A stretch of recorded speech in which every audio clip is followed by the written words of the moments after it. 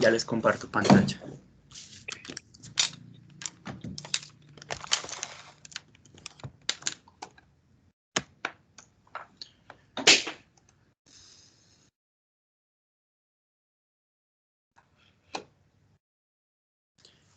¿Me confirman si ahí están viendo? Sí. Sí.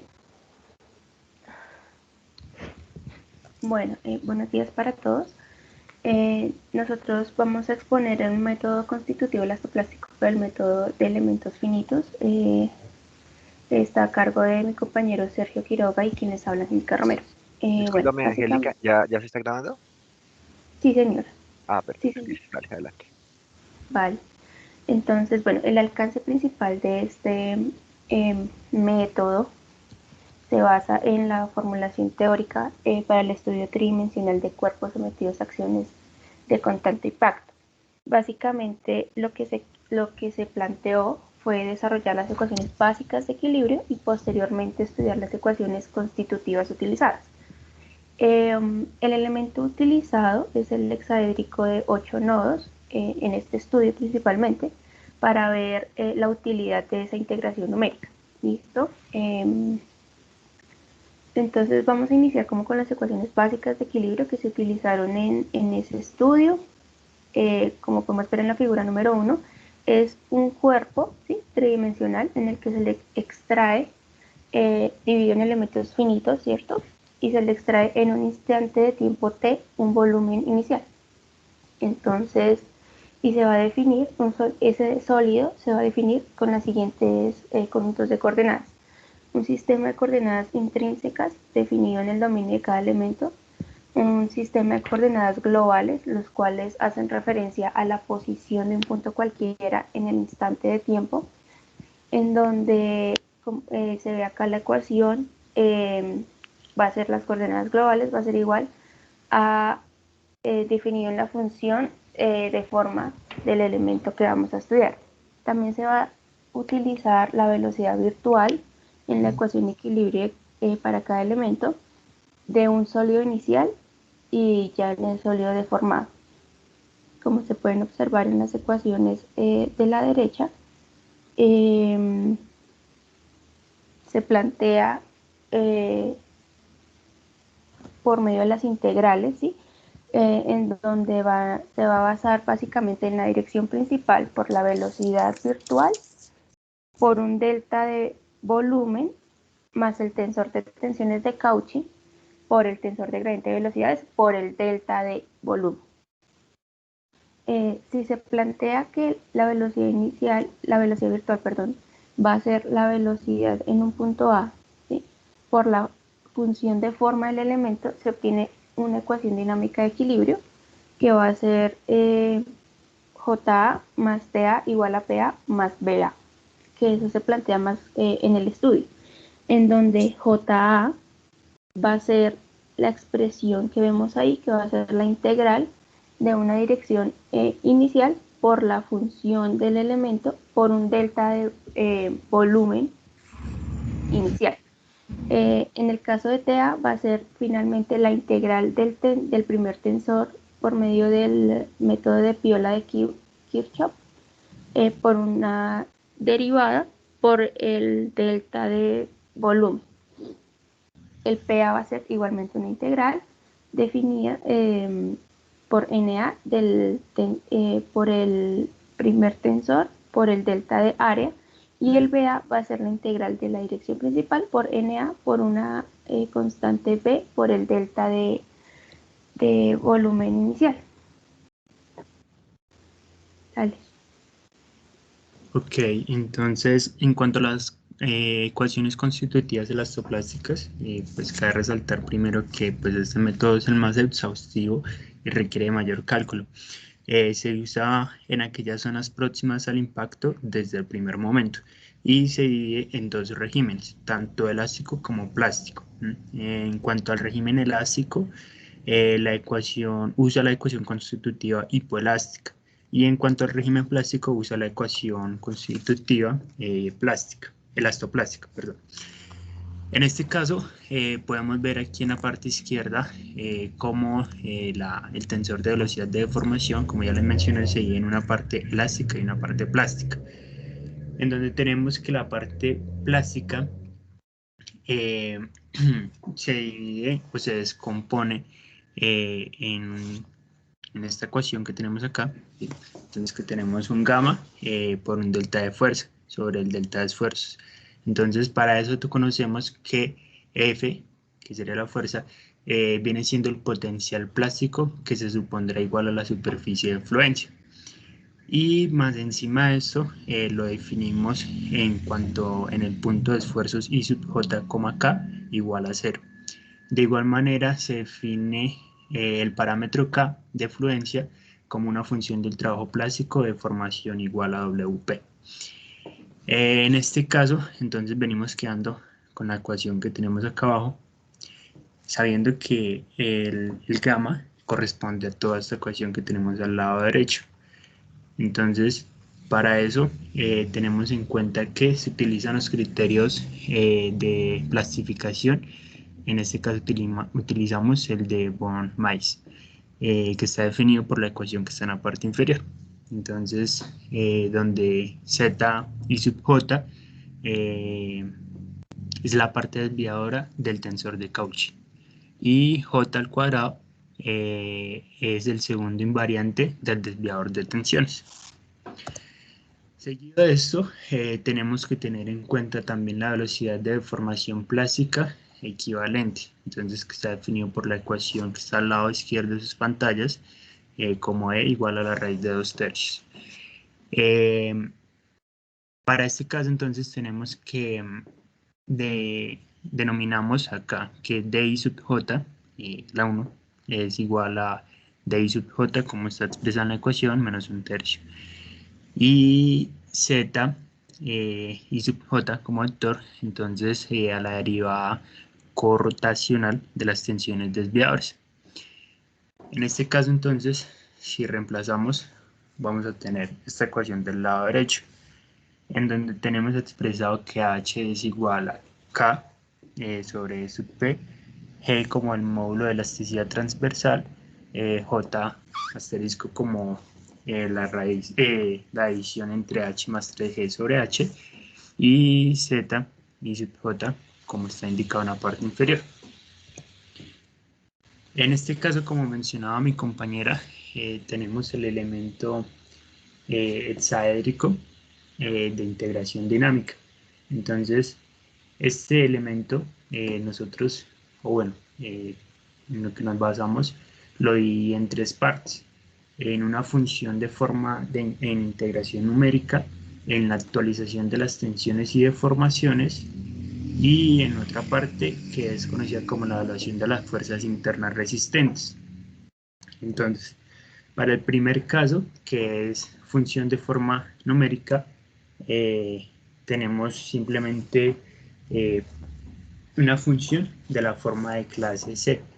Entonces, simplemente es una sumatoria de cada uno de los elementos de los lados, que sería como un signo.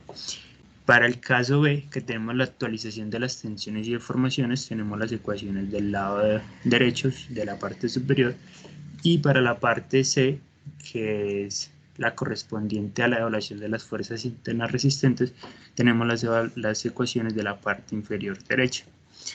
Entonces, en este caso, mencionamos solamente las ecuaciones principales que corresponden a cada uno de, pues, de los principales actos que se van a realizar acá. Sin embargo, pues para cada uno de estos pues corresponden cierta regresión de ecuaciones que se van a ir descomponiendo o cambiando para llegar al modelo más representativo. Seguido de esto, para el método del cálculo elastoplástico, entonces lo que nosotros tenemos acá es el cálculo de las fuerzas internas determinado mediante la primera expresión que está al lado izquierdo. Cabe resaltar que en este caso se emplea la ecuación que vimos en la parte inferior, que es esta acá, esta integral, para poder realizar este esta descomposición. Entonces, donde tenemos que los subíndices representan los componentes modales. En este caso, entonces, tenemos que para el cálculo del tensor de Cauchy, en el punto de integración, tenemos que hacer uso del paso anterior, en el que se descomponen los sigmas en cada uno de los tres lados. Y seguido de esto, entonces, tenemos el cálculo de tensor de gradientes de velocidades. Entonces, acá para este caso, eh, podemos calcular el tensor de gradientes de velocidades que utilizamos para determinar tanto D como W. Y al final, perdón, tenemos para el control de los nodos de la energía nula. Acá cabe resaltar también el uso, bueno, explicado dentro del archivo como tal base, la tabla 1, que es una tabla que nos representa eh, la suma y los productos que se utilizan en comparación del método elástico, elastoplástico e inicial elástico. Ahorita les represento la tabla. Por favor, sigue mi compañera.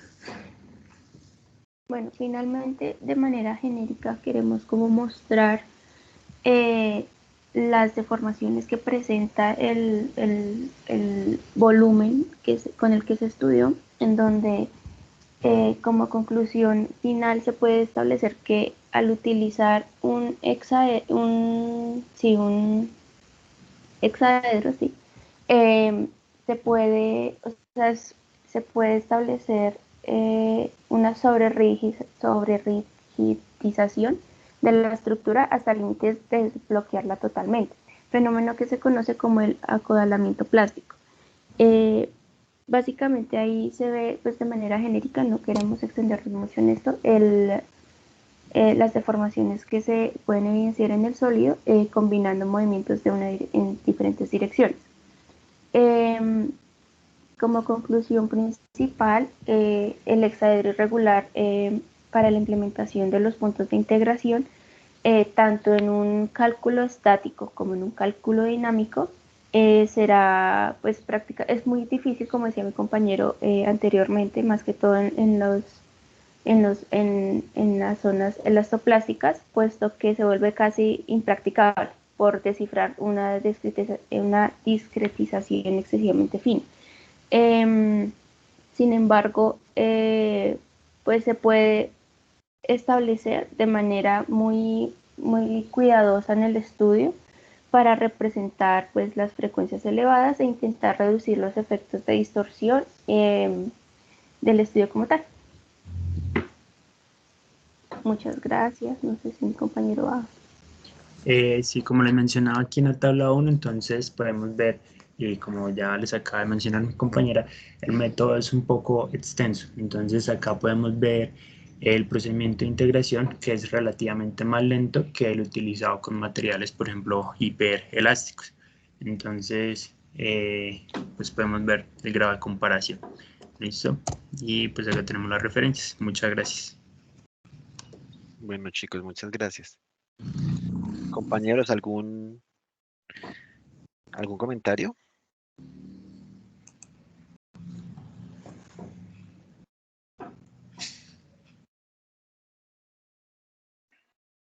Siempre hay un silencio incómodo. Bueno, tengo un par de comentarios para hacerles. El primero es, están todas bueno, digamos que están las ecuaciones cuando describen y demás, pero de pronto buscaría una forma más sencilla, como siempre les digo, todo este tema es muy abstracto, una forma como más sencilla de definirlo. Por ejemplo, aquí ya me estoy dando cuenta que ustedes lo hacen desde una aplicación de elementos finitos. Sí, ustedes me están diciendo, o sea, me están describiendo, digamos que es algo complementario hacia allá es donde vamos. Me están diciendo que están utilizando un elemento de determinada geometría, ¿cierto? Y pues digamos que a la larga los programas que emplean el método de elementos finitos tienen diferentes configuraciones. Ahí ustedes me mostraron un hexaedro, pueden haber tetraedros, pueden haber diferentes formas de mayor o menor grado de complejidad pues digamos que en su planteamiento matemático de geometría, Angélica decía de discretización, pues nos da cierta aproximación, ¿cierto? Porque pues cuando estamos hablando de elementos finitos, pues lo que estamos haciendo es discretizando todo un continuo que aquí como tal lo que queremos es evaluar el continuo. Y por otro lado, digamos que esa caracterización de materiales va incluida dentro de los atributos que se le dan a los elementos finitos. Entonces, digamos, un elemento finito, ese hexaedro que ustedes están mostrando ahí, puede tener un modelo elastoplástico, un modelo elástico, un modelo viscoso, ¿sí? Y dependiendo el material como tal que se desarrolle, pues le aplica una ecuación constitutiva. ¿Sí? Un modelo constitutivo como tal que nos permita identificar qué es lo que pasa. Lo que pasa es que, pues, digamos que dentro de la caracterización de ese modelo se pueden o de ese material, de ese elemento, cuerpo que se quiera simular, pues va a tener algunas condiciones de formación que realmente el modelo constitutivo es el que nos va a permitir caracterizar con mayores o menores grados de relación esfuerzo de formación. ¿Sí? Entonces, digamos que el comentario que yo les hago ahí, pues sí, perfecta toda la parte matemática y demás, pero esperaría de pronto que fueran un poquito más, como más enfocados, o sea, sin decir que está mal, como un poquito más enfocados hacia la parte práctica, ¿sí? Todo lo que tienen ustedes está bien, pero también para que lo tratemos de aterrizar y lo contextualicemos sobre todo en lo que estamos haciendo. Bueno, chicos, muy bien. Estaban Angélica y Sergio. Sí, señor. No Sí, sé si alguno de señorita. los, Sergio Quiroga, ¿no? No sé si alguno de los compañeros tenga algún otro comentario. ¿Se entendió? Por ejemplo, yo habría esperado de pronto una gráfica de una curva eh, de un modelo elastoplástico como tal, ¿cierto? Una zona elástica que se identificara, una zona plástica que se identificara, y allí podríamos describir las ecuaciones, ¿sí? Podría ayudarnos a mejorar. Pero bueno, listo, chicos. Muy bien. Listo, ingeniero, gracias. ¿Quién quiere continuar? Gracias, Inge. Nosotros, ingeniero. ¿Quiénes somos nosotros? Andrés Rodríguez y Claudia Cruz. Ok, Andrés y Claudia. ¿Qué modelo tienen? Ecuación constitutiva para materiales isótropos compresibles. Ok, adelante.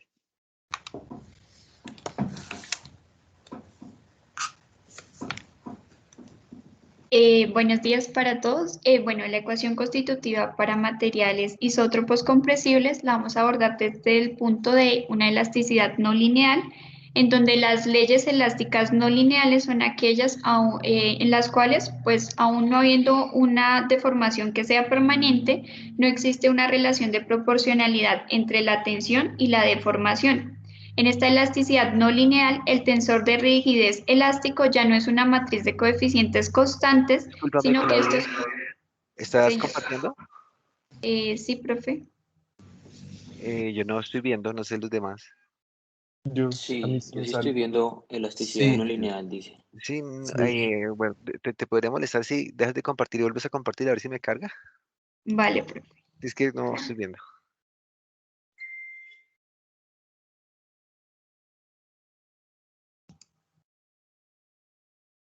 Ahí ya se puede ver.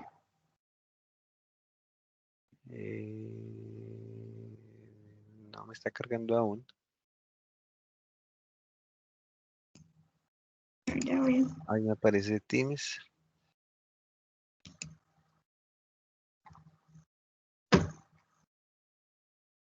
¿Y ahora ya? ¿O todavía no, profe? Segundito, a ver.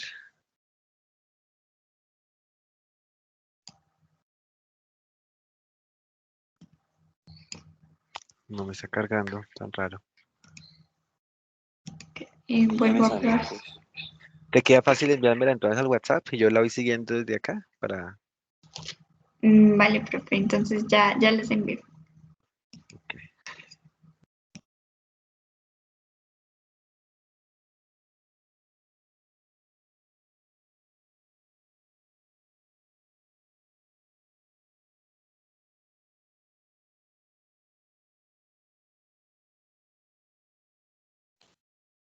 Ya se está viendo. Ah, salió una presentación azul.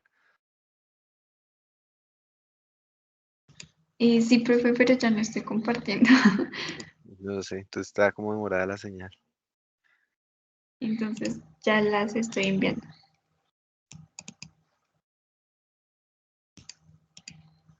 Y listo, profe, ya, ahí ya las envié.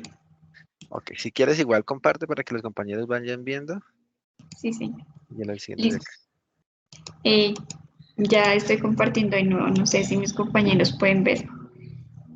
Sí, ya se ve. Sí, Listo, entonces estaba hablando que la ecuación constitutiva de la cual le vamos a hablar tiene en cuenta un modelo elástico no lineal, en donde pues las leyes elásticas son aquellas en las que sin haber una deformación permanente no hay una relación de proporcionalidad entre la tensión y la deformación. En elasticidad no lineal, el tensor de rigidez elástico ya no es una matriz de coeficientes constantes, sino que por el contrario estos coeficientes van a depender de las tensiones y de las deformaciones. Estas leyes de elasticidad no lineal pueden aplicarse al hormigón cuando se tienen tensiones de compresión del orden de el 40-45% de su resistencia característica, es decir, a partir del momento en que se supera el límite de fluencia lineal. Bueno, se puede afirmar que en términos amplios y generales, los materiales presentan dos tipos básicos de comportamiento no lineal. El primer comportamiento es con endurecimiento.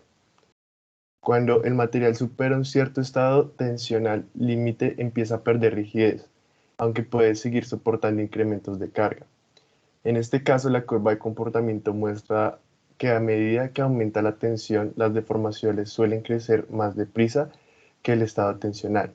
Entre materiales que se comportan de esta manera se pueden encontrar los tipos metálicos como el acero, que se suelen asociar a modelos de plasticidad.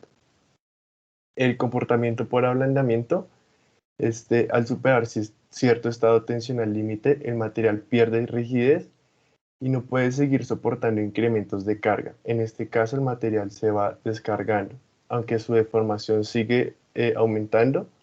Este comportamiento es característico de los materiales como el hormigón, que se puede asociar a modelos de fisuración. Siguiente, por favor. En procesos adiabáticos, es decir, sin pérdidas ni ganancias de calor, si se considera que el material absorbe la energía que suministran las fuentes exteriores, se debe cumplir la siguiente ecuación, donde W es la función de energía o ecuación constitutiva del material. P es el primer tensor de Piola-Kirchhoff, que corresponde a un tensor mixto que relaciona la configuración inicial no deformada con las tensiones en la configuración deformada. Y F es la derivada del material del tiempo del gradiente de deformación. De esta ecuación se puede deducir que las ecuaciones constitutivas para el material hiperelásticos, bien sean materiales compresibles o materiales incompresibles, en este caso se trabajarán materiales compresibles. En la deducción de la ecuación constitutiva para materiales compresibles, simplemente se despeja el tensor de Piola-Kirchhoff, encontrando que este es igual a la derivada parcial de la ecuación constitutiva del material W respecto a la derivada material del tiempo de gradiente de deformación F. Ejemplos de tipos de este material. El polímero es una membrana plástica que se utiliza como embalaje para aislar algunos materiales como metales y cables. Se utiliza en la construcción para aislar el edificio del terreno en losas y soleras. Siguiente grafo. Esta función de energía W acumula la energía por la deformación del cuerpo. Por tanto, esta función no debe cambiar si la deformación definida por F se aplica una rotación de cuerpo rígido, la cual no modifica la deformación del cuerpo, definiendo la matriz de rotación ortogonal R con la propiedad de que R transpuesta por la matriz R sea igual a la matriz identidad. Se debe cumplir que la ecuación constitutiva W en función del gradiente de deformación del material F sea igual a la ecuación constitutiva en función del producto de la matriz de rotación ortogonal R y la deformación F, como se muestra en la diapositiva. Sí. Tal que se cumpla la anterior condición para la matriz de rotación ortogonal R, Ahora, utilizando la descomposición polar del gradiente de formación F, la anterior ecuación puede escribirse como se muestra en la diapositiva, donde R1 es la matriz ortogonal que cumple con el criterio que al multiplicarse por su transpuesta se obtiene la matriz identidad. U es un tensor de elongación simétrico y definido positivo. Todas las características de R1 se cumple que R por R1 debe ser igual a R2. Siguiente, por favor. Siendo R2 ortogonal y representa una rotación de cuerpo rígido, se obtiene una expresión en función de R2.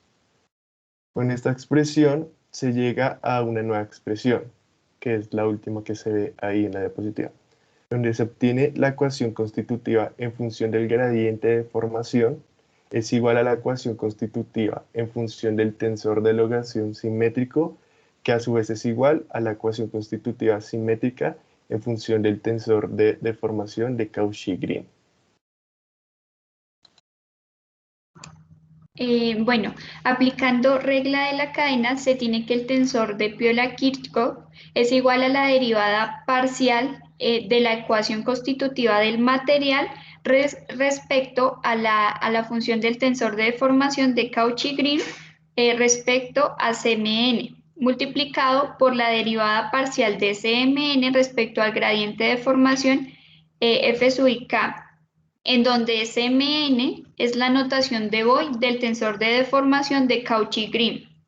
El tensor de deformación de Cauchy-Green en notación indicial se puede expresar como el producto entre la transpuesta del gradiente de deformación y el gradiente de deformación mismo.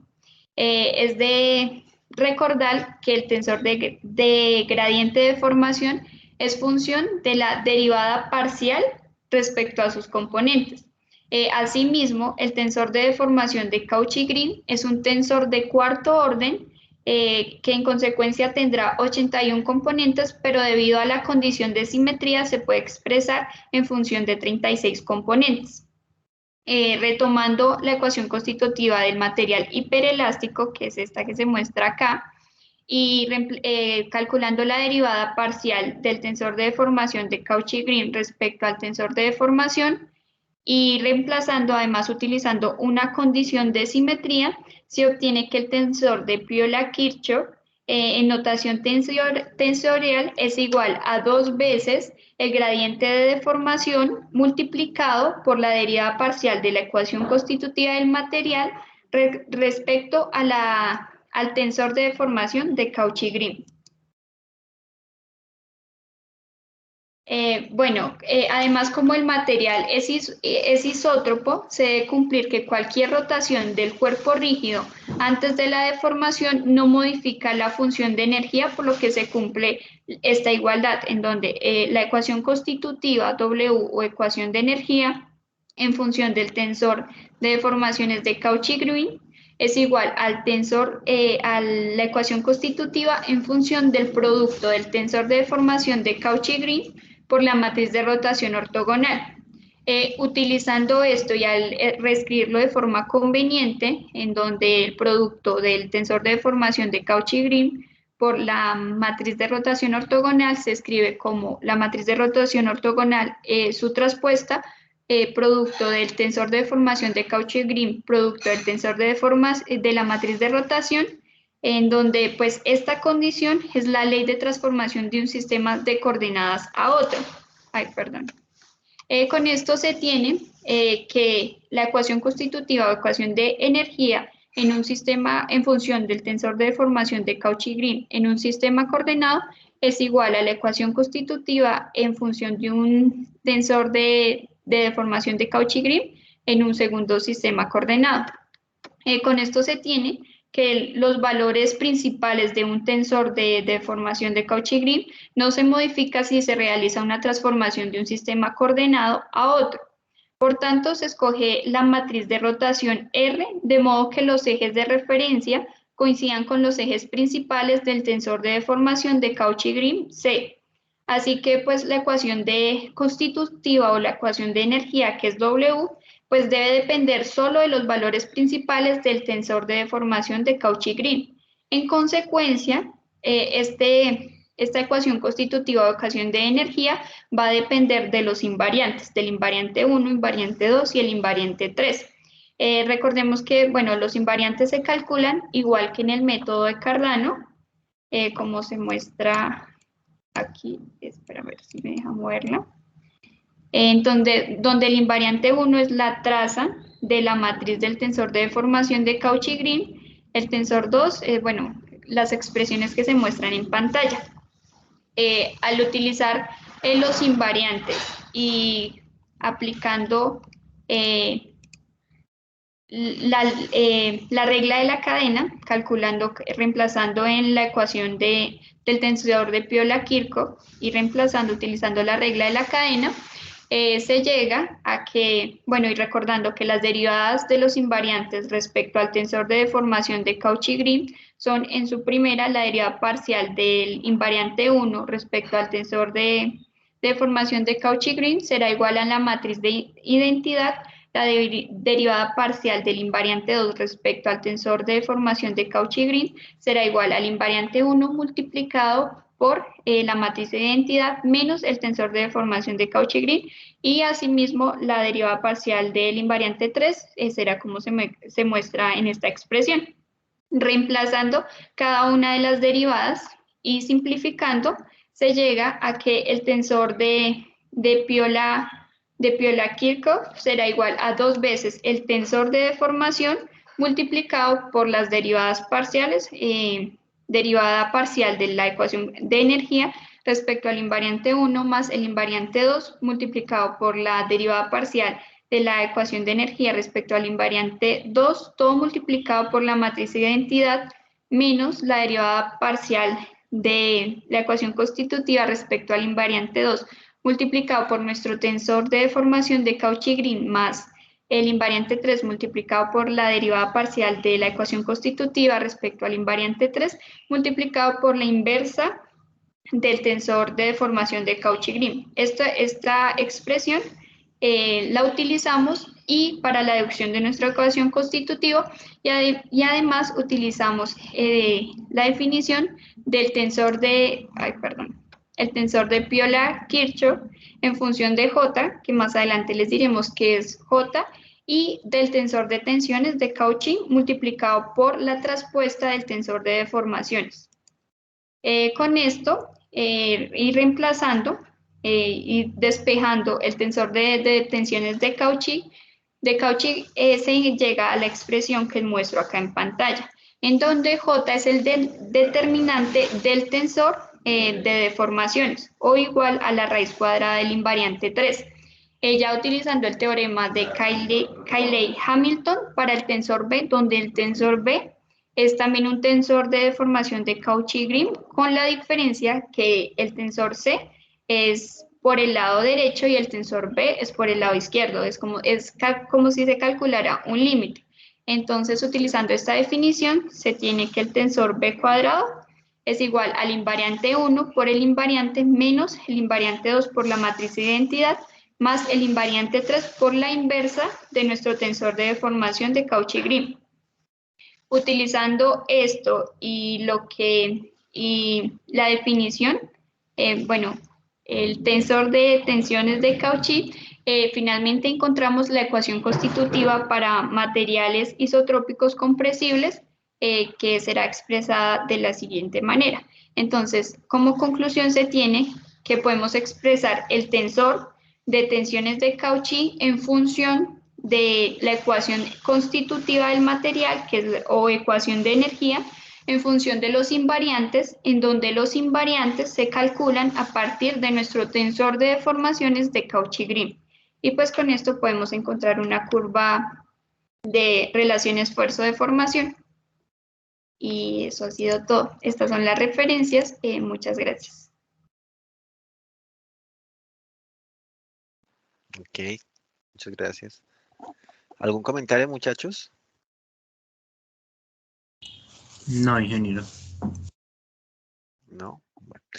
Yo la estuve siguiendo acá de forma paralela. Me pareció interesante la forma en que lo desarrollaron, pues particularmente porque todo el planteamiento que hicieron, no sé, pues digo yo, ustedes me corregirán, fue en función de los términos que ya hemos visto, las invariantes, los tensores, y pues nos damos cuenta que ya a esta altura del semestre pues tenemos cierto conocimiento, ya hemos adquirido cierto dominio, digámoslo así, del tema que nos permite haber desarrollado de una forma un poco más transparente, más limpia este modelo constitutivo.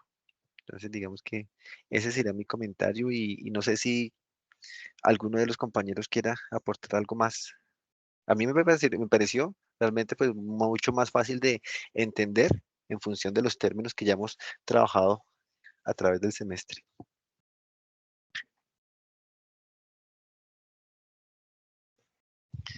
¿No hay comentarios?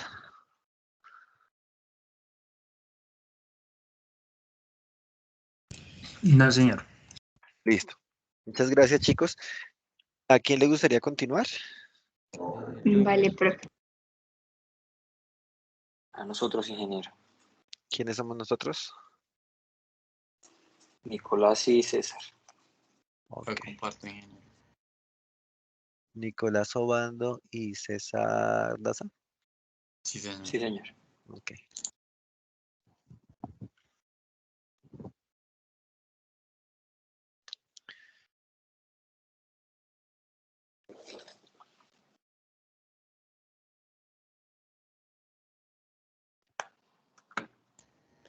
No sé si ya estén viendo mi pantalla.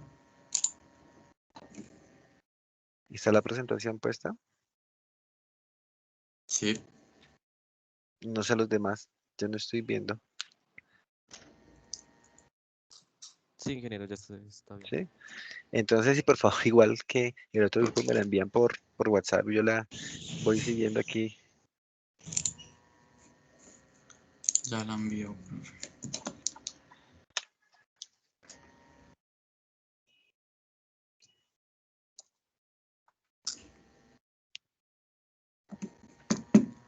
Voy a dejar de compartir, profe, para enviarla, que es Ok. que de pronto se me traba porque mi internet no es muy bueno.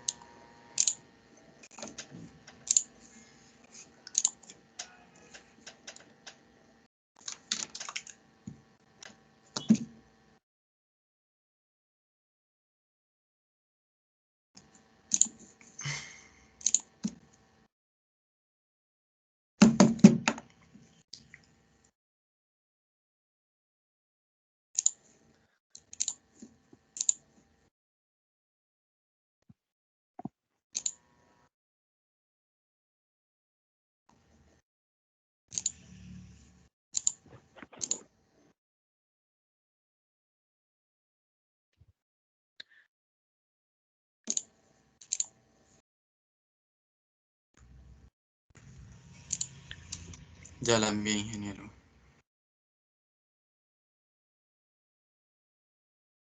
Ok, ya llegó. Mueble Mander, ¿no? Sí, señor. Ok, adelante.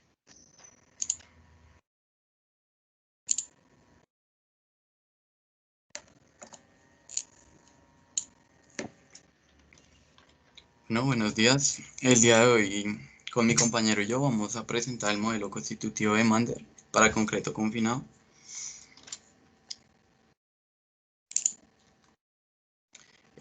Bueno, rápidamente un modelo constitutivo lo podemos definir como una expresión matemática que nos permite establecer la relación que existe entre esfuerzos y deformaciones para un material. En este caso, el material de estudio es el concreto confinado o más conocido como el concreto reforzado. Para poder entender la necesidad de este tipo de material, rápidamente vamos a dar la definición del concreto no confinado, que se puede definir como un material que posee características muy favorables ante la compresión, sin embargo, presenta desventajas considerables al exponerlo a tensión. Y esto es una limitante muy importante ante el uso ante el uso estructural y la aplicabilidad del mismo material. Debido a esta limitante, es que surge la necesidad del concreto reforzado, el cual es una unión de dos elementos: la combinación del concreto simple o concreto no confinado con el acero de refuerzo. Esta unión de estos dos elementos tiene como finalidad poder resistir estas tensiones anteriormente mencionadas. Generalmente, este acero de refuerzo es en forma de barras, las cuales se colocan en las zonas donde se desarrollan tensiones bajo las acciones de las cargas de servicio. Cuando los esfuerzos de compresión se aproximan a los niveles de resistencia máximo, es justo cuando el acero restringe el desarrollo de los agrietamientos originados por la poca tensión del concreto, por la poca resistencia de tensión del concreto.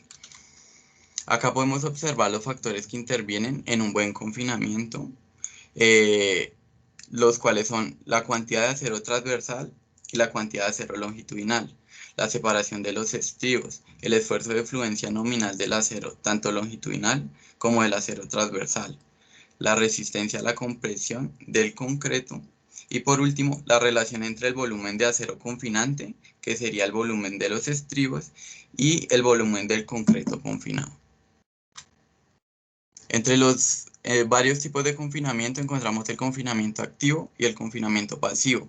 El confinamiento activo presenta un esfuerzo de confinamiento radial aplicado alrededor del concreto, y el confinamiento pasivo se presenta al tener un núcleo de concreto con un acero de refuerzo rodeando dicho núcleo. Para el confinamiento pasivo, el refuerzo está a lo largo de toda la área superficial del concreto. Es como si tuviéramos un confinamiento total a lo largo del elemento. Para cada uno de los tipos de confinamiento, el refuerzo que mejor funciona es para el confinamiento activo, el refuerzo en forma de espiral, y para el confinamiento pasivo, los tubos de concreto cubiertos por láminas o cascarones de acero en toda su área superficial. A continuación podemos observar las curvas de confinamiento de Mander para las curvas esfuerzo de formación para el concreto confinado y para el concreto no confinado según Mander. Podemos observar que la curva de esfuerzo de formación tiene características generales como que en su ramal inicial o en su parte inicial es relativamente lineal, aproximadamente hasta la mitad de la resistencia máxima a compresión. Después de que se supera esta primera rama, la curva tiende a hacerse horizontal hasta alcanzar su resistencia máxima. Como podemos observar, la mayor diferencia entre el concreto confinado y el concreto no confinado es que el concreto confinado nos permite soportar mayores esfuerzos y mayores deformaciones. A continuación podemos observar, según Mander, las dos curvas en una misma gráfica y sus diferentes diferencias. En la primera imagen de la parte superior de la izquierda podemos ver que la resistencia del concreto confinado, el F'C, es mucho mayor que la del concreto no confinado, el F'C. Ahí está marcado en rojo y podemos observar. Si pasamos a la siguiente imagen, podemos observar que el concreto confinado va a tener una deformación unitaria mayor a la del concreto sin confinar. Aparte de esto, si observamos la parte como de las mesetas de cada una de las gráficas, podemos observar que la del concreto sin confinar tiene mayor ductilidad. El modo de falla del concreto sin confinar tiene pendiente negativa y una caída repentina. Y por último, el concreto confinado alarga la última deformación unitaria, por lo que no dependerá tanto de la resistencia a la compresión, sino de la resistencia a fluencia del esfuerzo de confinamiento y del esfuerzo longitudinal. Uno de los mecanismos de falla para que el concreto confinado es de la estructura de refuerzo de confinamiento, por lo que la primera fractura del estribo es la que controla la resistencia a la compresión. A continuación hablaremos específicamente del modelo de confinamiento o el modelo constitutivo de Mander. Listo, entonces las relaciones constitutivas de este modelo se obtienen a partir del comportamiento del concreto sometido a compresión uniaxial, que se encuentra confinado pues, por cualquier tipo de acero que brinde ese confinamiento, como aros completos o estribos circulares o estribos rectangulares que pueden o no tener también ganchos suplementarios. Entonces son relaciones constitutivas obtenidas a partir de ensayos de laboratorio y pues se comparó sus resultados con predicciones micromecánicas de los materiales. El modelo permite carga estática, carga cíclica y también incluye el efecto de la velocidad de la deformación. A diferencia de los modelos que tienen en cuenta cualquier estado de tensión multiaxial, y en los que el confinamiento activo se brinda por medios mecánicos, de acuerdo con los autores, pues digamos que ya eso fue en 1988, de pronto pues a la fecha pues ya habrá modelos o cosas pues más refinadas, pero pues en ese entonces pues mencionaron que a partir de este modelo se obtienen pues unas condiciones un tanto más realistas, pues a partir como de las configuraciones que uno realmente tiene de refuerzo transversal, por ejemplo, en una columna, en un edificio, cuando tiene diferentes confinamientos o estribos o separación y demás, ya que pues tensiones multiaxiales, los modelos pues que manejan eso, dicen ser pues que se desarrollan con un confinamiento activo, ¿sí? En realidad, pues nosotros tenemos confinamientos pasivos. Sin embargo, pues repito, pues eso fue dicho en ese entonces. Ahorita pues ya podrá tenerse otras aproximaciones. De pronto ahorita pues lo discutimos también con el ingeniero a ver qué opina. Pero bueno, entonces este modelo utiliza un enfoque de balance de energía para predecir esa deformación de compresión longitudinal en el concreto, que corresponde a la primera fractura de la armadura transversal, y lo compara con la capacidad de deformación de energía que se almacena en el concreto como resultado del confinamiento. Es decir, que esa sección resistiría tanto como se llegue a la primera fractura del acero de refuerzo transversal. La siguiente diapositiva. Pasamos a la siguiente ahí, porfa, Nicolás. Listo. Entonces, como mencionamos anteriormente, confinar el concreto mediante estribos de una manera adecuada, pues resulta en un aumento significativo tanto de la resistencia a compresión como de la ductilidad también de esa sección comprimida. Entonces, cuando la columna va a estar sometida a compresión, el concreto va a tratar de expandirse lateralmente, va a tratar de formarse lateralmente, obedecerá algo como la relación de Poisson, y en ese momento, pues el refuerzo transversal que está abrazando ese núcleo de concreto empieza a ejercer unas fuerzas de confinamiento hacia adentro. Y gracias pues a esas fuerzas y a ese equilibrio, gracias a esa área o a ese volumen efectivamente confinado, se producen unos incrementos en el F'C y en la deformación unitaria, al hacer pues la curva de esfuerzo de formación, pues algunas que ya veremos adelante.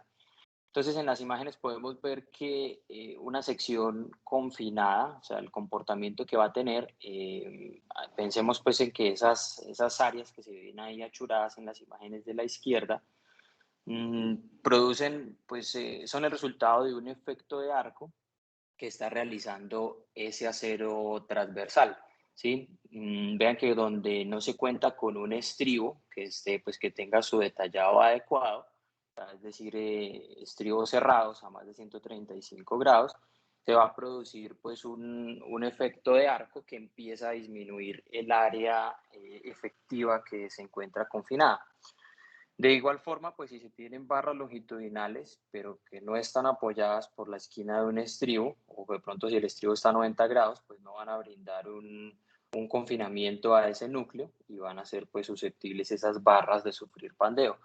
Por ejemplo, en la imagen que está en la derecha, tomada del libro de Jack Melly, Ahí se ve pues el comportamiento en dos partes, en la imagen A, la sección transversal, donde dice pues que el estribo en el centro pues tiene una baja rigidez a la flexión, pero en la esquina ya tiene una alta rigidez axial porque ya está debidamente soportada por la esquina de ese estribo. Entonces más o menos pues así es que, por ahí pues es que va la cosa con este modelo. La siguiente diapositiva. Entonces, en general, pues el modelo consiste en determinar esa área efectiva que obedece a ese núcleo efectivamente confinado, teniendo en cuenta pues esos efectos del arco. La influencia de distintos tipos de confinamiento se tiene en cuenta definiendo un coeficiente K sub E, ya lo vamos a ver en las siguientes diapositivas, relacionado con ese esfuerzo de confinamiento lateral efectivo, que depende obviamente de configuración del refuerzo transversal y longitudinal. También existe una formulación para columnas de sección rectangular, donde el confinamiento pues ahí es diferente, se brinda con estribos rectangulares. No va a ser tan efectivo que con estribos circulares o columnas de sección circular, porque el efecto de arco no ocurrirá pues no solo en la sección longitudinal, sino también en la sección transversal. Por ejemplo, en esta foto no se ve como se veía en la diapositiva anterior. Acá, por ejemplo, en la izquierda, se ve que abrazado ese núcleo concreto completamente por ese estribo circular, pues no produce un efecto de arco transversalmente, más sí longitudinalmente, como se ve en la foto de la derecha. En la columna de sección rectangular sí se veía que en la sección transversal se producían esos efectos de arco. Avancemos a la siguiente, por favor. Entonces, en general, el desarrollo del modelo consiste en realizar unas formulaciones como las mostradas en la diapositiva para conocer pues, el comportamiento, el esfuerzo y la deformación de esa sección de concreto reforzado en todo su rango de esfuerzos. Entonces, F'CC de concreto confinado, por eso la doble C, es el esfuerzo efectivo de confinamiento que puede desarrollar esa sección transversal, el máximo, como se ve en la diapositiva, epsilon cc de formación unitaria asociada a ese esfuerzo de compresión confinado máximo que puede alcanzar la sección. F'C 0 es el esfuerzo máximo de compresión para el concreto sin confinar. Respectivamente, epsilon C0 es la deformación asociada a ese esfuerzo de compresión del concreto sin confinar. Y epsilon CU es la deformación unitaria del concreto ya última. Entonces, la ecuación o el comportamiento para conocer pues todo ese rango se realiza mediante una única ecuación, como por ejemplo las que están ahí mostradas en la diapositiva. Así pues se le van dando ciertos valores hasta que se llega pues a los límites que permite la sección, ese epsilon CU. Avancemos a la siguiente, por favor.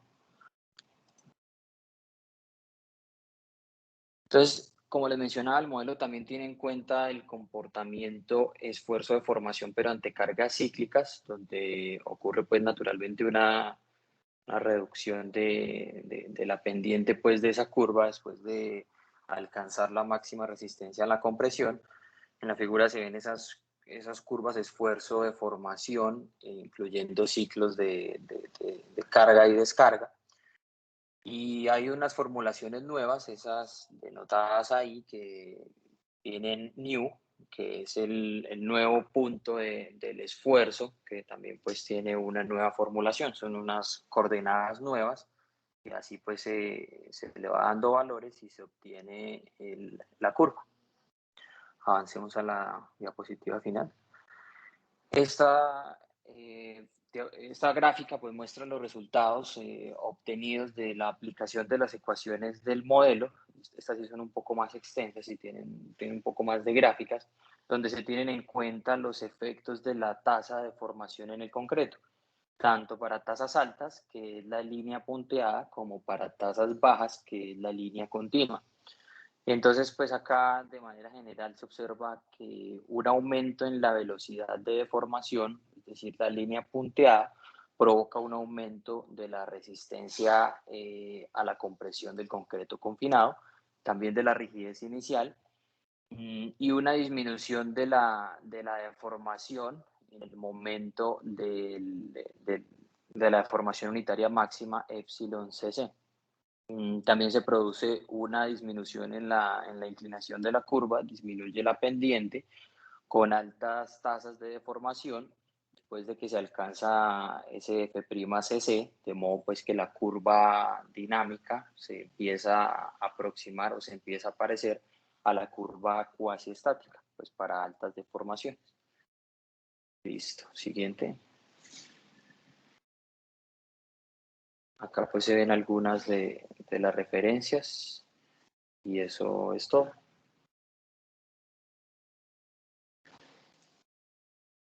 Ok, perfecto, chicos, muchas gracias. Este modelo, digamos que ha sido uno de los más, pues, viendo lo que es de nuestra labor diaria, de los que más se ha comentado, encontrando algunas ventajas adicionales sobre el modelo del concreto inconfinado, ¿no? Todas nuestras muestras que tomamos generalmente de material, de concreto, todo lo proyectamos sobre concreto confinado, pero nos damos cuenta que al evaluar el efecto del confinamiento, del acero, igual que, digamos que casi que todos esos parámetros que nos indicaron que cambian la relación esfuerzo-deformación o que mejoran la relación esfuerzo-deformación del concreto, pues depende casi es que es una receta personal, ¿no? Si cambio el diámetro de los flejes, puedo cambiar el confinamiento. Si cambio la separación de flejes, cambio el confinamiento. ¿Cierto? Que sea más efectivo, menos efectivo, que puedo obtener unos mayores valores de resistencia o puedo tener unas mayores deformaciones. Entonces, pues, de todo eso es bastante interesante. Algo que rescato, que no vi, ya ustedes me corregirán de pronto si fue que la pasé por alto, es que acá estábamos hablando también que era lo que pasaba en la curva de carga y descarga, ¿cierto? Aquí vi unas imágenes que es algo que adiciono y que le abono a esta presentación, es que vi unas imágenes del comportamiento no solamente de carga, sino de descarga y recarga. Y recordemos que estos modelos constitutivos no solamente va en una dirección, o no solo los queremos en una dirección monotónica, sino que se procura que se planteen en una dirección, en un sentido de carga, descarga y recarga. ¿Sí? Entonces, para que lo tengamos en cuenta. No sé si hay algún comentario de los compañeros. Nadie pregunta para que no les pregunten. No, no sé. Les digo, no sé. Bueno, chicos, muy bien. ¿Quién más Ingeniero, quisiera continuar? nosotros podemos Yo, pasar. ingeniero. ¿Quiénes somos nosotros? Hugo González y Samuel Gómez. Ok. Adelante. Ya le comparto. ¿Será que se la envío por WhatsApp de una vez, Por ingeniero? favor, sí, y compartamos también para que nos quede ahí el video. Porque yo las he estado siguiendo por WhatsApp. Pero ojalá que la pudiera ver.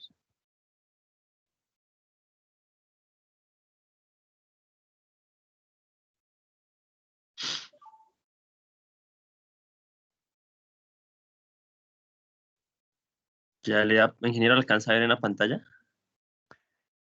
No estoy viendo nada todavía. Bueno, ya se la envío entonces a...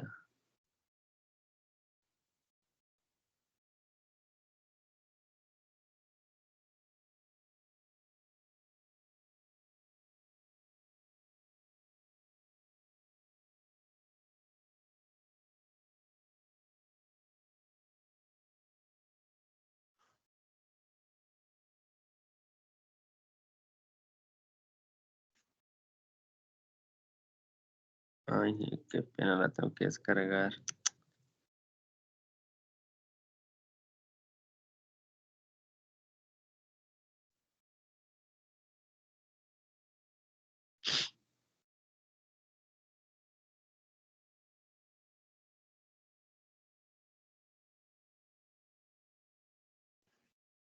Este ingeniero ya se la envié. Y ya la comparto. Ya, listo.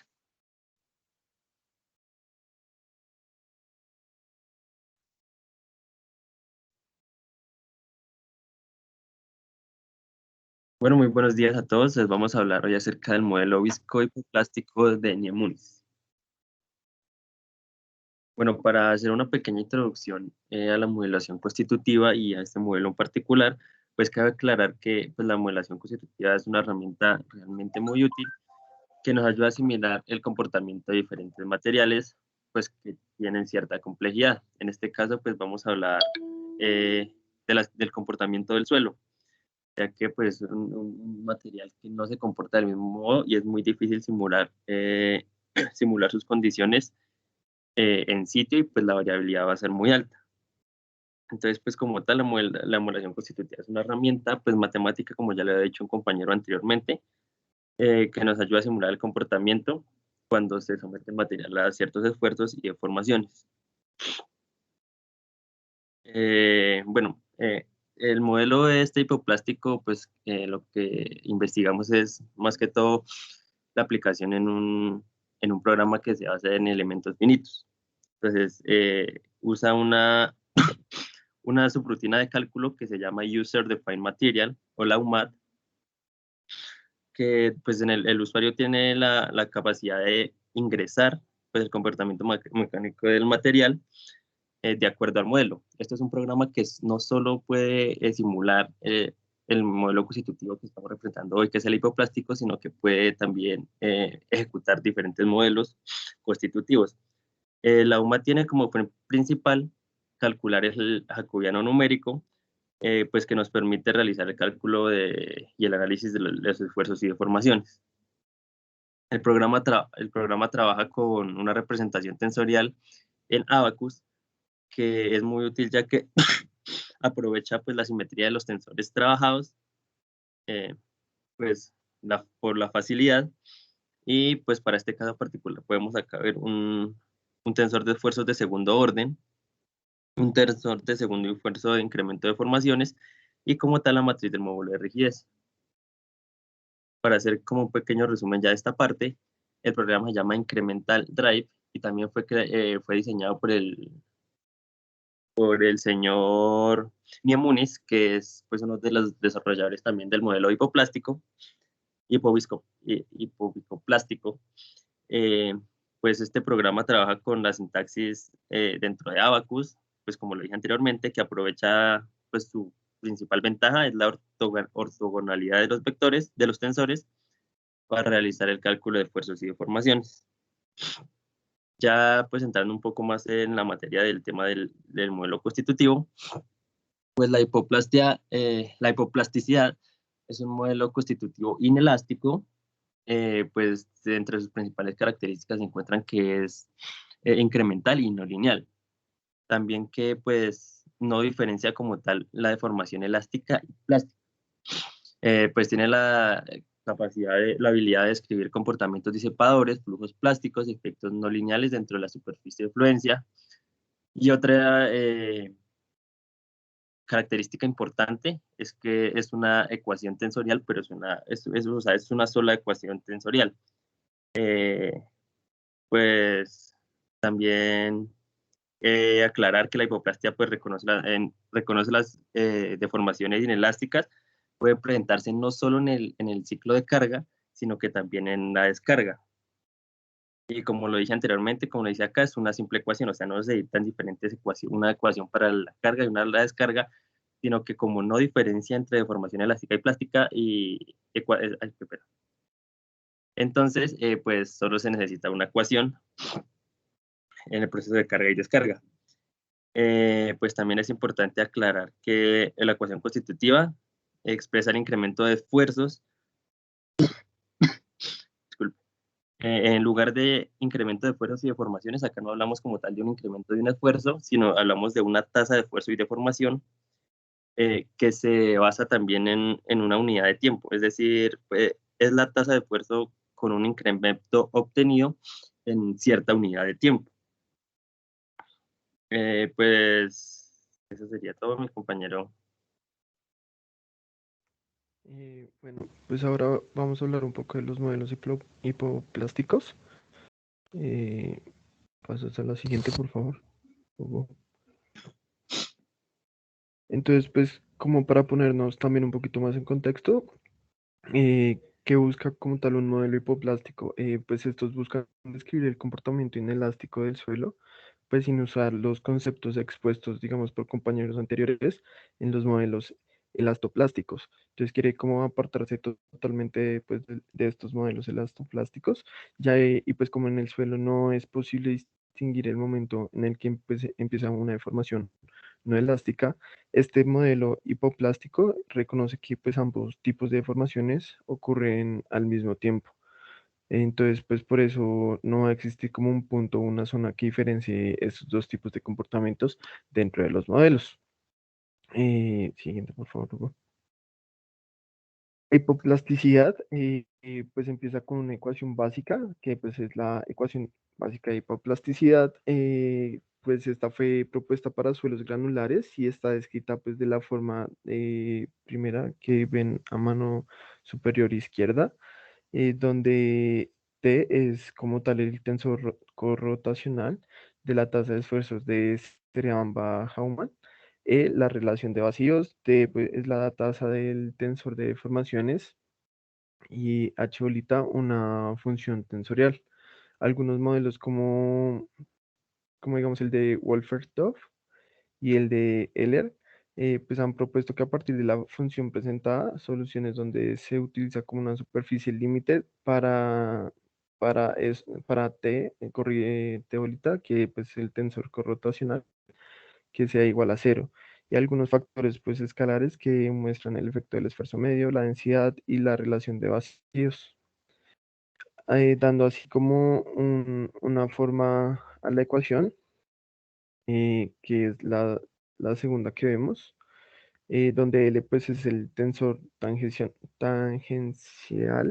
hipoplástico de cuarto orden y N es el tensor tangencial no lineal de segundo orden. Entonces podemos reescribir la función de tal manera que se encuentre un tensor B que describe la misma dirección de la regla de flujo hipoplástica. Eh,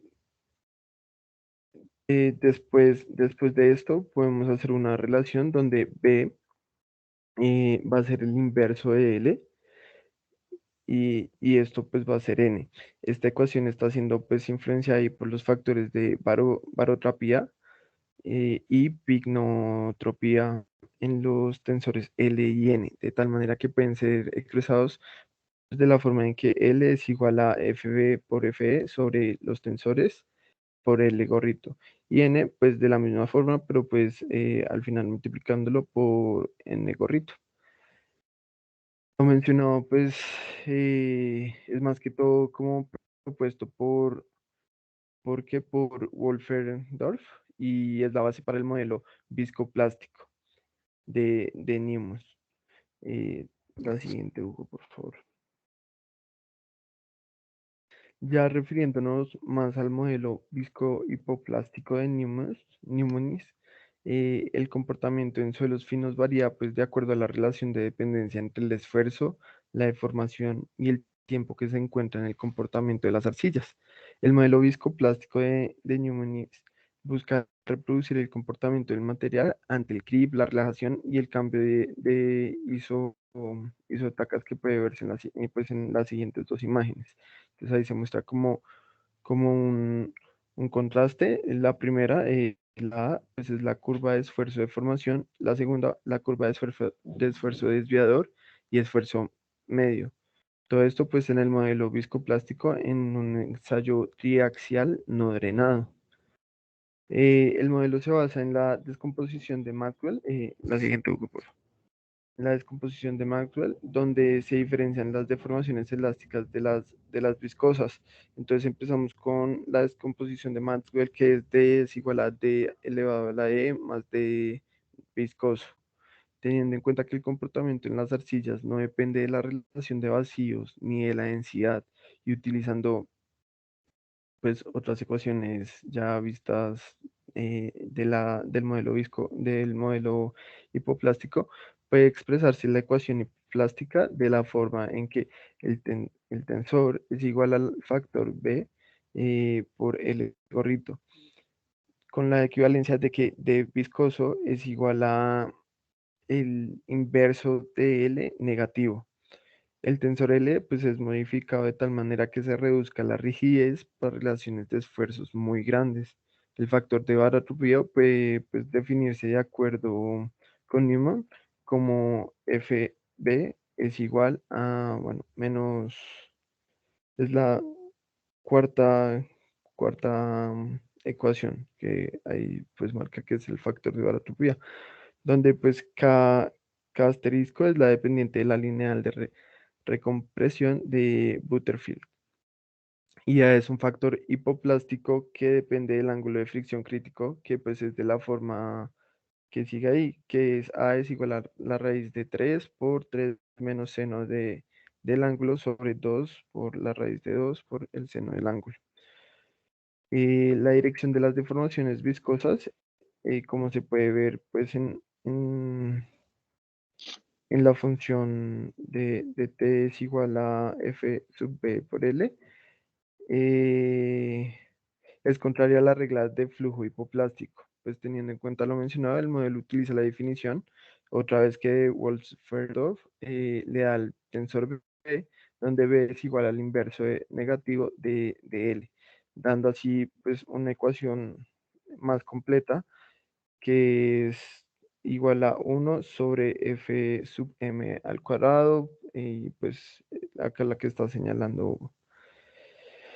Después tomamos a 2, donde 2 en números dos romanos es el tensor isotrópico de cuarto orden del tensor de esfuerzos relativos y Fm, un factor hipoplástico equivalente a una ecuación pues ya mucho más complejo, incluyendo los ángulos, que pues es la Fm es igual a la raíz de 1/8 por la tangente cuadrado del ángulo más 2 más, menos sí, la que ven ahí. La siguiente, Hugo, por favor. Bueno, pues la anterior ecuación dejamos pues todos los cosenos y las tangentes en términos del tensor de esfuerzos relativos.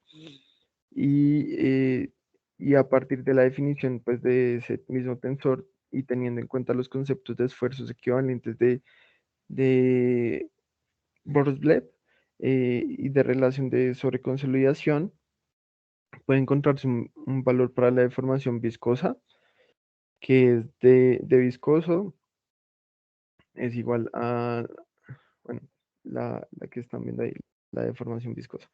Para estos no, para pues estados no isotrópicos, Newman se establece una extensión a la definición de los OCR, de la sobreconsolidación, la relación de sobreconsolidación, a partir de la definición de superficie de fluencia utilizada en el Camp-Clay modificado. Si se despeja el valor de PC del anterior, para la proyección de cualquier valor de esfuerzo sobre el plano desviador igual a 0, puede encontrarse pues un valor equivalente PE, pues de la forma PE es igual a P, abro paréntesis, 1 más Q sobre MP al cuadrado, para diferenciar suelos pues normalmente consolidados o ligeramente sobreconsolidados de los altamente sobreconsolidados. Pues para esto es necesario también realizar una correlación del valor de esfuerzo equivalente de acuerdo a la relación de esfuerzos, donde N es igual a Q sobre MP, dando así pues una ecuación final que se utiliza para la relación de esfuerzos menores a 1 y mayores a 1, que pues es la que veríamos, las dos que veríamos a continuación al final. Y eso pues respecto al modelo viscosplástico de Newman. Bueno, pues a continuación pues les vamos a presentar una solución explícita integrando la ecuación del modelo con respecto al tiempo y la teoría viscoplástica de Newman. Entonces, pues este es un diagrama de paso a seguir de cómo se debe implementar el modelo. Pues el primer paso, se deben definir los parámetros del material. Importante definir la pendiente de línea normal de consolidación, la pendiente de línea de recarga y descarga, la relación de vacíos, el índice de estado seco y húmedo, la tasa de Crib, el coeficiente de viscosidad y el ángulo de fricción crítico. Posteriormente, también se deben establecer condiciones iniciales. Deben tener en cuenta importante las variables que se ven alteradas después de haber la deformación, es decir, la relación de vacíos, la tasa del tensor de deformación plástico y los valores iniciales del tensor de esfuerzos de Cauchy, pues porque son variables que después de que ocurre la deformación van a variar con respecto a los valores iniciales. Se debe hacer la actualización de relación de vacíos por lo mismo que dije anteriormente. Pues lo siguiente es calcular las variables hipoplásticas. No me voy a tener acá a pues, explicar cada una. Mi compañero pues ya explicó lo que es el coseno de 3 veces el ángulo de load, el valor de la tangente de psi, el valor de F, de FM, pues, es el factor hipoplástico, y la variable FB, que es el factor de barotropía. Después de, con estas variables que calculamos anteriormente, procedemos a hacer el cálculo del tensor L. Después calculamos el OCR, que básicamente corresponde al valor, al valor de la relación de sobreconsolidación. Y con, pues, paso a paso de cómo se titula, teniendo en cuenta las variables que mi compañero nombraba anteriormente, pues se determina el valor de esfuerzos medio equivalente, la línea de estado crítico M, la relación de esfuerzos N, para así determinar el P, que es para suelos de sobreconsolidados. Luego de este paso, pues se calculan la tasa de formaciones viscosas para calcular el tensor de Saramba-Hauman. Y por último, pues se hace la respectiva actualización de esfuerzos y deformaciones con respecto al tensor calculado anteriormente. Ya por último, pues se realiza como una simulación del modelo, en donde pues vamos a tener parámetros de entrada de, digamos, una relación de vacíos por un esfuerzo de referencia E100 igual a 2,6, una pendiente de la línea normal de consolidación de Butterfield, lambda asterisco igual a 0,073, una pendiente de la línea de descarga y recarga de Butterfield igual a 0,007, un índice de estado seco húmedo de 0,9, coeficiente de viscosidad de 0,03, un ángulo de fricción crítico de 20 grados, una tasa de Crib de referencia 0,00001, unas variables de estado con esfuerzo axial de las primeras tres, de la 4 a la 6 de esfuerzo cortante de 0 y una relación de vacíos de 2,3. Entonces se obtienen unas gráficas utilizando la UMAT, descrita pues, anteriormente por mi compañero, y a partir de los datos mencionados se demuestra a continuación, o sea, se demuestra con esto que junto con los resultados de un ensayo triaxial no drenado eh, realizado. Entonces, en la parte izquierda podemos ver las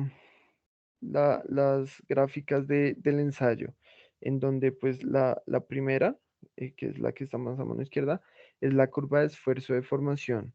Y la segunda que le sigue es la curva de esfuerzo desviador y esfuerzo medio, pues para diferentes velocidades del modelo viscoplástico pues, en un ensayo triaxial no drenado.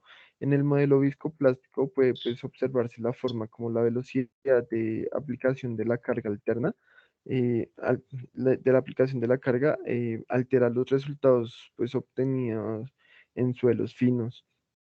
También pues, la gráfica presenta una muestra de que el resultado de la simulación se aproxima mucho mejor que cualquiera de los otros modelos pues, expuestos por otros científicos y digo otros matemáticos.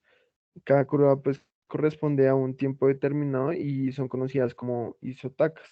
Pues esto implica que para una velocidad específica el material puede aumentar o disminuir su resistencia de acuerdo pues a la isotaca en la que se encuentre. Si no se tiene en cuenta pues este efecto viscoso, pueden presentarse problemas a largo plazo debido a que fenómenos como el creep o la relajación afectan pues todo tipo de clases de suelo con el paso del tiempo y ocasiona pues cambios de isotacas que si no se tienen en cuenta durante el diseño pueden generar consecuencias graves en las estructuras como pues los son agrietamientos y el mismo rompimiento del material. Para cualquier pues, problema en el que los fenómenos mencionados sean importantes, se recomienda en el modelo usar la teoría viscohipoplástica por encima pues, de las demás, ya que pues esta toma en cuenta el funcionamiento de los no elásticos y los elásticos en el mismo instante.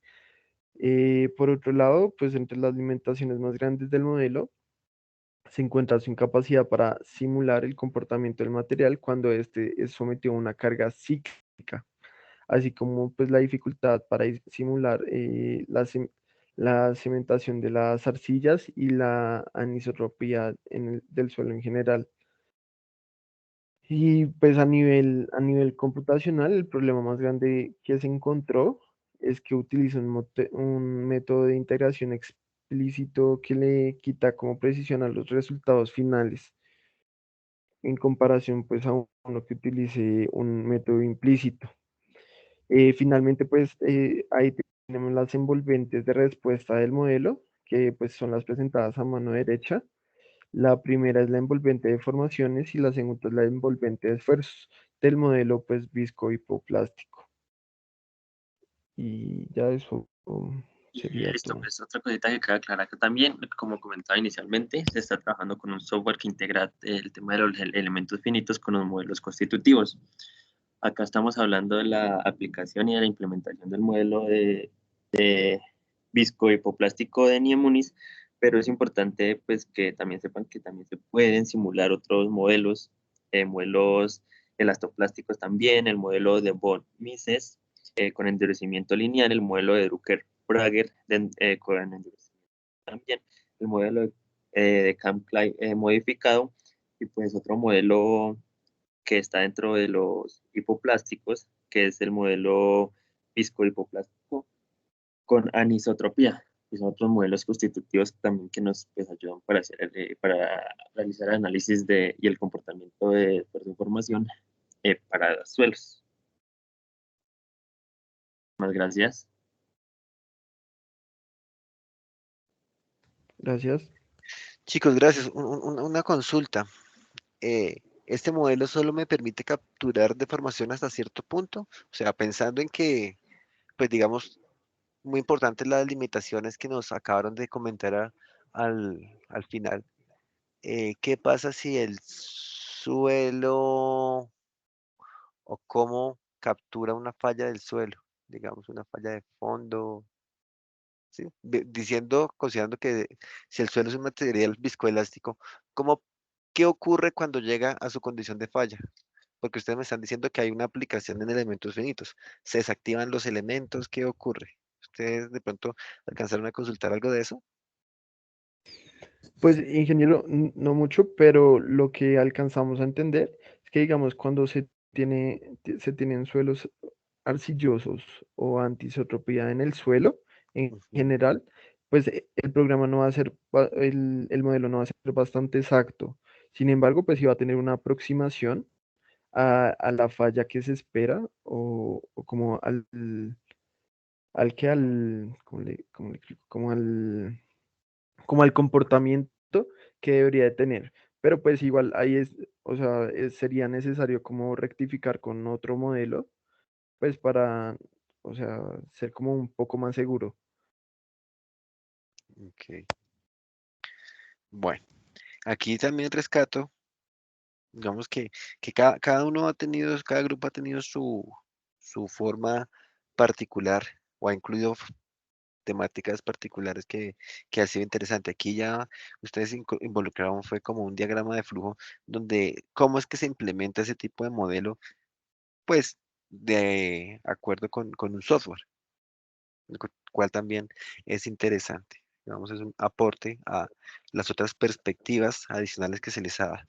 Y pues que aunque este modelo es más orientado a temáticas geotécnicas, pues también es interesante que nosotros conozcamos un poco más de, aquí estamos hablando de materiales más, digamos, no de material de estructura como tal, ¿no? Entonces también es importante como que tampoco desliguemos ni limitemos deben ser modelos constitutivos solamente por estructura. Entonces es una nueva visión, así como eventualmente podemos tener un modelo constitutivo para los materiales, digo yo, tipo caucho, digamos, neoprenos, ¿cierto? Su comportamiento va a ser diferente. Entonces, eso también para que lo tengamos presente. Bueno, chicos, como les había comentado, tengo ahorita una cita médica que tengo que atender. Eh, Nos quedan 3 grupos por exponer. Les voy a pedir que nos veamos, que la continuemos en la próxima sesión, pero sí les pido es que por favor en el transcurso de la semana me hagan llegar las presentaciones y algún informe, un documento escrito de la información que hemos visto hoy. Pues obviamente cada uno de su grupo, ¿sí? Como un trabajo, un informe de, del modelo constitutivo que han utilizado. Eso sí para todos y las sustentaciones las terminamos la próxima sesión, ¿de acuerdo? De acuerdo, ingeniero. Listo, ingeniero. Ingeniero, las Bueno, diapositivas se lo enviamos, los que no Sí, se sí, han... sí, por Ok, favor. Envíenmelas al correo, o sea, el informe con las diapositivas. listo, ok, vale, gracias. Listo, ingeniero, sí, señor. Bueno, chicos, les agradezco mucho. Entonces, quedamos pendientes. Nos vemos la siguiente clase. Vale, ingeniero, hasta luego. Gracias. Hasta luego, Un feliz ingeniero. día. Por favor, detener la grabación. Hasta Ya luego, mismo el ingeniero. video.